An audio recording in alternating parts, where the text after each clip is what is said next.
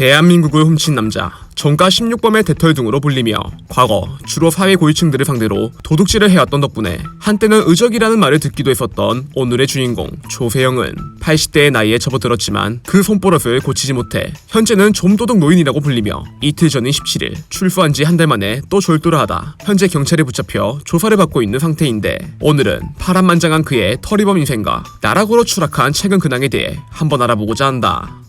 1948년 전라북도 전주에서 태어났던 조세영은 형, 누나, 부모님과 함께 살던 어느 날 6.25 전쟁이 일어나며 아버지가 행방불명이 되게 되었고, 이때부터 어머니가 홀로 아이들을 키우며 근근히 생활을 이어나가던 와중 결국 생활고에 지친 어머니가 그를 보육원에 맡기게 되어 보다 못한 그의 고모가 조세영을 거두게 되었지만, 이때부터 조세영이 동네 꼬마들의 물건이나 먹을 것을 빼앗아 부모 없이 자란 허새끼 라는 욕설을 듣게 되었다고 한다. 이후 틈만 나면 가출을 시도하며 고모집을 벗어나기 위해 많은 노력을 했던 조세영은 기차역에서 앵벌이를 하는가 하면 매일같이 행인의 호주머니를 슬쩍해 당시 그의 형이 그의 버릇을 고치기 위해 사랑의 주먹을 이용해 그를 타이르긴 했지만, 이미 자신의 천직이 도둑질이라고 생각했던 조세영이 어느 날 가족들과 연락을 끊고 종적을 감춘 뒤 이때부터 왕초로 유명했던 거지 깡패 김춘삼의 밑으로 들어가 말단 거지로 생활하며 온갖 악행을 저지르게 되었다. 그렇게 먹고 살기 위해 본격적으로 도둑질을 시작하게 되었던 그는 본인의 신분을 이북 출신의 고아라고 말하고 다니며 당시 부총리 겸 경제기획원의 장관이었던 김준성의 집이나 국회의원이었던 장영자의 집을 목표로 정해 당시 수입금지 품목이었던 막대한 가격의 다이아몬드를 훔치곤 좀도둑에서 대도로 2차 전직을 하여 이때부터 깜빵을 제진 마냥 드나들게 되었는데, 첫째, 나라 망신을 시키지 않기 위해 외국인의 집은 털지 않는다. 둘째, 판검사 집은 들어가더라도 그냥 나온다. 셋째, 연장 사용을 금지한다. 넷째, 가난한 사람의 돈을 훔치지 않는다. 다섯째, 훔친 돈의 일부는 가난한 이들을 위해 사용한다 라며 본인만의 절도 원칙을 만들어 신념을 가지고 도둑질을 했었던 조세영은 당시 사회적으로 부유층에 대한 불만이 팽배했던 탓에 서민들 사이에서 영웅, 의적이라고 불리며 그의 범죄 행각이 미학까지 되어 많은 사람들이 그를 칭찬했었다고 한다. 1982년 결국에 경찰에게 체포되어 구치소로 들어가게 되었던 조세영은 교도관이 잠시 자리를 비운 사이 자신의 스페셜한 기술로 건물의 환풍기를 뜯어내고 구치소를 탈출하는 데 성공하게 되어 이후 길을 가다 양복을 훔쳐 입고는 삼성의 이병철 회장의 집을 털 계획을 세우게 되었지만, 이때도 워낙 이미지가 좋았던 탓에 국민들이 조세영은 좋은 사람인 것 같다, 잡히지 않았으면 좋겠다라며 많은 사람들이 그를 옹호했었다고 한다.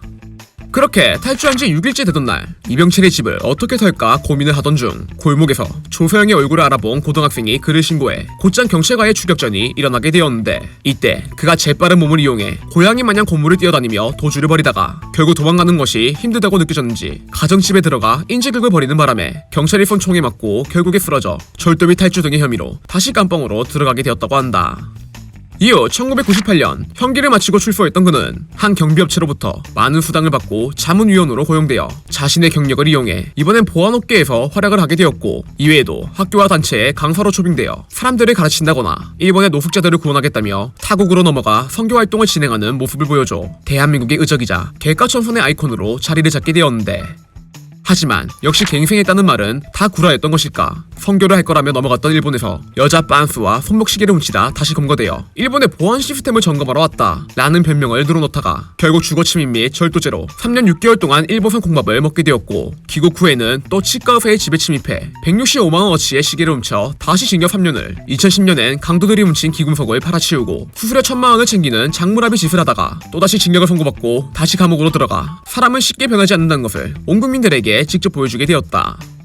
2012년 70대의 나이에 접어들게 된 조세영은 한 출판사와 계약을 맺고 자신의 자서전을 출간하려 했지만, 이듬해 그가 또다시 강남에 위치한 고급 빌라에서 바르로 유리창을 개박살내고 침입을 하려고 했다가 신고를 받고 출동한 경찰에게 바로 붙잡혀 또다시 3년간 콩밥을 먹으러 들어가게 되어 자서전 이야기는 곧바로 없던 일이 되어버렸고, 2015년 출소 직후엔 또다시 5억 7천여만 원에 달하는 금품을 훔쳐 징역 3년을 선고받고 이젠 집과 다를 바 없는 깜빵으로 다시 컴백을 하게 되었다고 한다.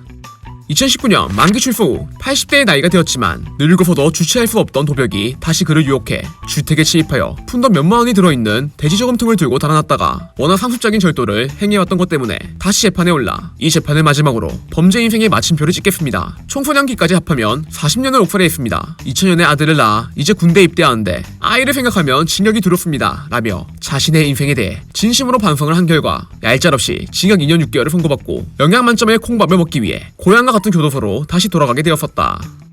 그렇게 2021년 12월 최근에 출소를 했던 조세영은 마지막 재판에서 했던 말을 비웃기라도 하듯 출소 1개월 만에 용인에 위치한 전원주택을 돌아다니며 3번에 걸쳐 3억 3천여만 원에 달하는 금품을 훔쳐 지난 17일 용인 동부경찰서에 구속되어 이젠 그냥 웃음밖에 안 나온다, 죽기 직전까지 도둑질만 하다 가겠네 라며 네티즌들이 그에 대해 실소를 터뜨리고 있는 상태이다. 그냥 돈 많은 거물들을 털었던 것뿐인데 한때는 의적이라고 잘못 알려져 대한민국에서 인기를 얻게 되었던 적도 있지만 실상은 그저 도둑질에 눈이 멀어 80대가 되어서도 감옥에 들어가게 된 오늘의 전가 16, 아니 곧 전가 17범이 될 범죄자 조세영. 그만큼 콩밥을 먹었으면 이젠 정신을 차릴 법도 한데 3살 버릇 80까지 간다 라는 말이 이 정도로 잘 어울리는 사람이 있을까 라는 생각이 드는 그런 괴인인 것 같다.